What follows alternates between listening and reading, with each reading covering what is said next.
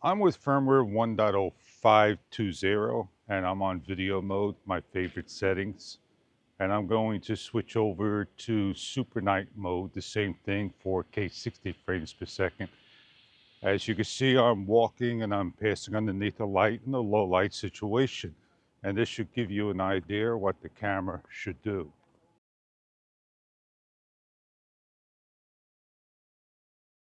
Super night, doing a walk, firmware 1.0520.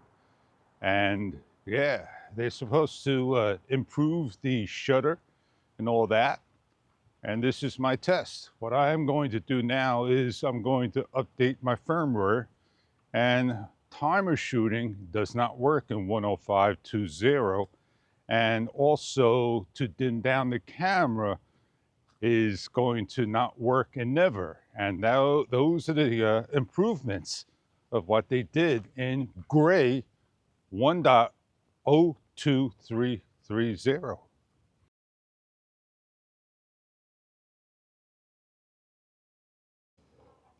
I'm on the latest firmware, and I tell you this right now, I was on 4K.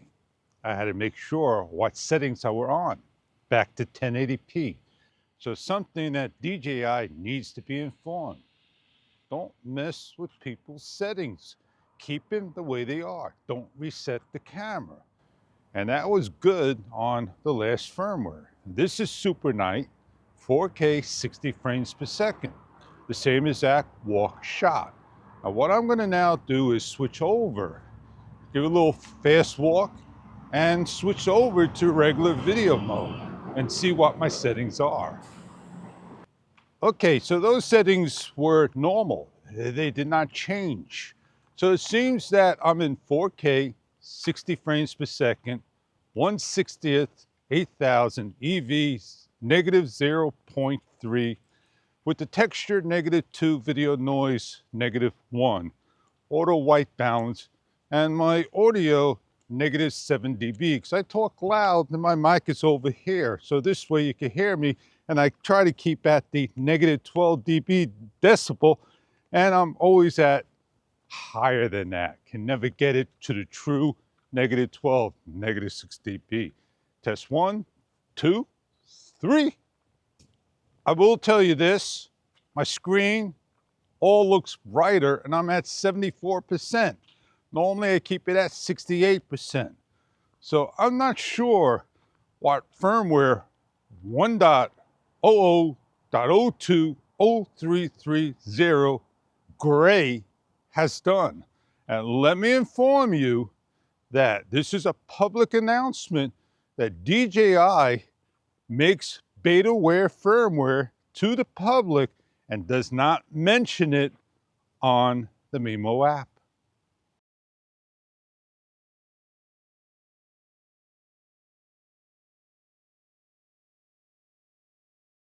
I'm in subject tracking. I thought subject tracking with the video resolution was 1080p 16:9, 1080p 9:16, and then 2.7 9:16, like that. Basically, they now changed it 1080p and 2.7, and then they put again 9:16 afterwards. Can we get that straightened out, not mess with people's minds, please? This is subject tracking, and I got a light, and I could put a light on me, make it nice and bright, but I'm in a low shot, and it does work. I changed back to video mode, and I got some light on me, and I don't have Pro, P-R-O on. So am I 8-bit, 10-bit? Am I with my settings? No. You're on 8-bit normal. Once you start to touch Pro, it allows you to get to the color of 8-bit. DJI, you need to allow us to have auto 8-bit, 10-bit normal out of auto, as well as the DJI mic settings. They haven't done that. And they still won't do it because we asked for this for so many years. Action 3, 4, 5 Pro. Another thing people want, I see some issues with the light. So I'm gonna bring them over here. Maybe it'll help you out, maybe brighten me up. People want a internal transfer to external SDXC card. They want to take everything in their internal when it fills up and bring it to the external. And they want to basically have a swipe over. It was done on the Action 2, which is a modular camera. It was a separate 2 pieces. And it's the only camera they did it with. They didn't bring it into the Action 3 because they didn't have an internal memory, or the Action 4. So today they brought internal memory to the Action 5. And that's something that they want. They want to transfer the internal to the external. Maybe in the next firmware or firmwares ahead, they have the ability to do so.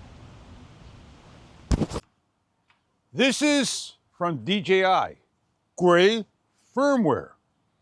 They do not offer a revert to the official firmware anywhere in the Mimo app or online at the community forums. So when you download Betaware firmware, which is gray firmware, you're stuck with it. You could try to get with DJI all you want. You could send your camera in, maybe they'll give you the firmware loaded up into the camera, send it back to you. Those were the old days. They no longer put manual firmware on there. They think it may hurt them. They want you to have an improved camera. And DJI needs to know that. One person mentioning it in the YouTube world, not gonna help out. One person mentioning it at the community, not gonna help out. I just wish that they would tell you, oh, I don't wanna load gray firmware. I wanna make sure I load the official firmware. Because what happens? Everyone out there, you, them, those, and me, we are guinea pigs. You could call us Betaware testers for DJI today.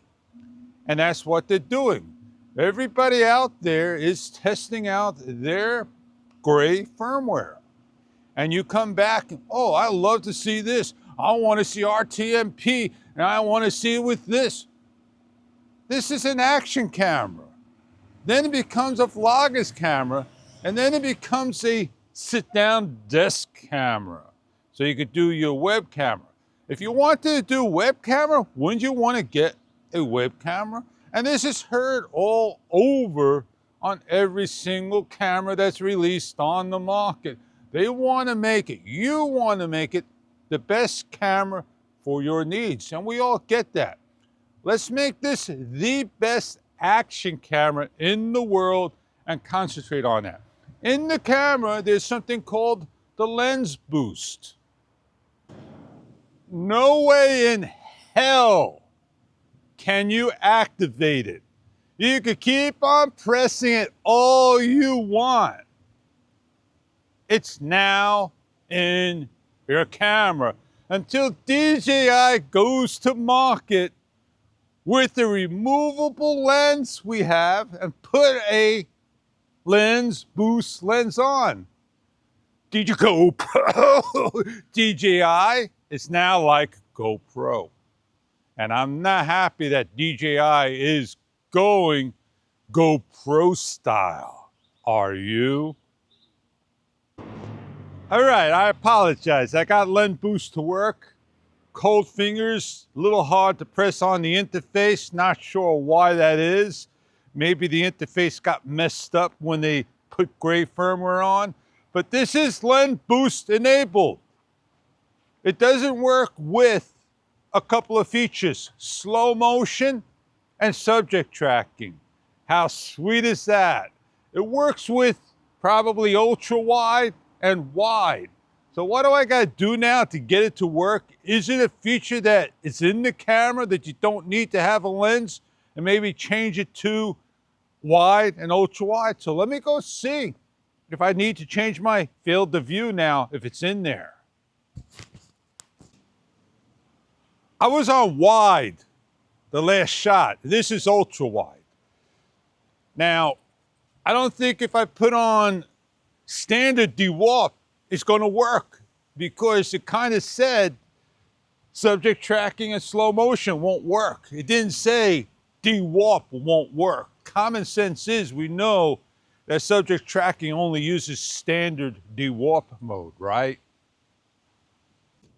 I'm on standard dewarp, and there it goes. You don't have the ability.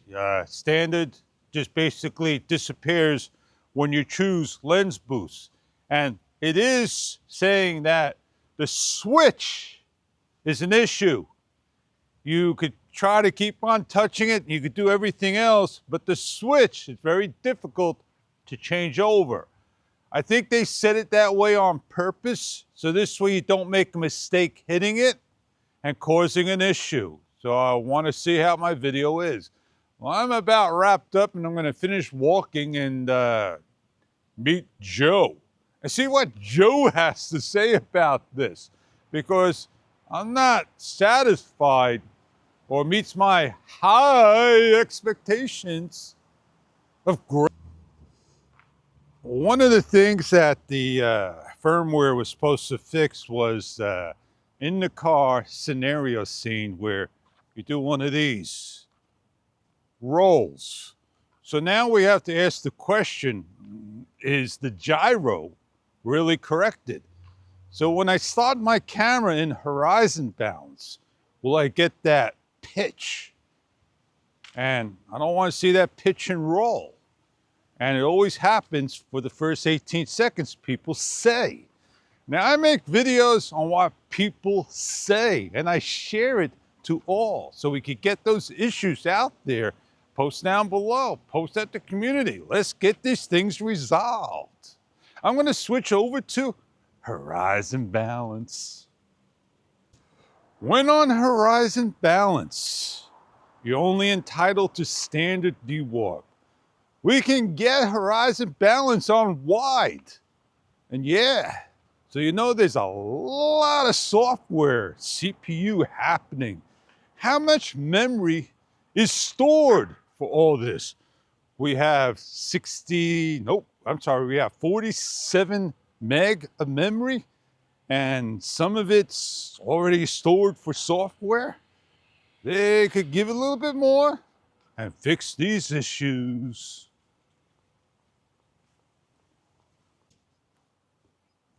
I'm pretty happy that we're getting new software monthly, and I'm not happy that with the Osmo Pocket 3, over 6 months, they basically matured the camera, and we're not going to see anything fixed on there, like the pop-up messages.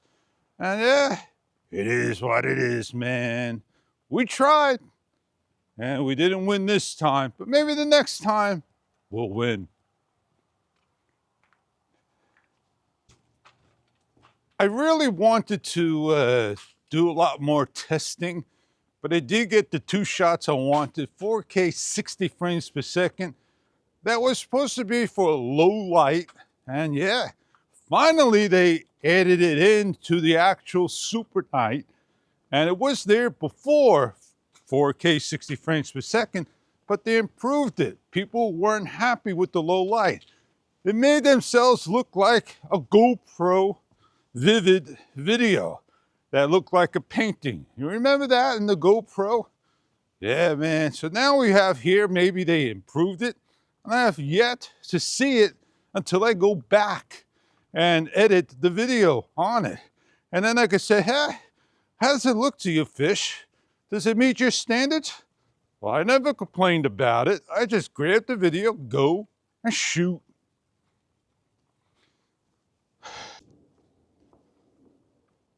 I just try to do my best with what I got, and I share it to the world, and I got a video. And how many people watch video on large screens? They take their phone on commute and they watch. 4K screen, man. This is a 4K screen. This is an iPhone 12. What are they up to? An iPhone 16, 17 Max Pro? And that's a 4K Retina? I don't have that. I just got a regular iPhone 12. Does fine for me.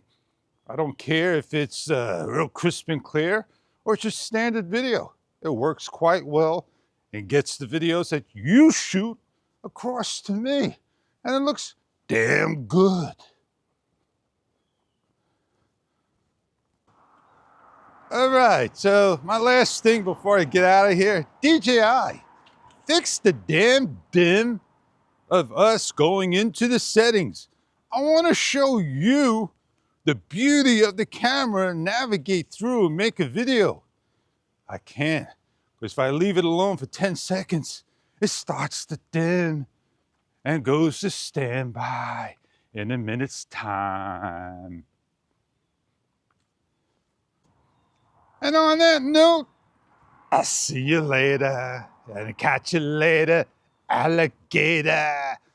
I see how many other videos to come. I'm Fish on the latest firmware of DJI GoPro, that is.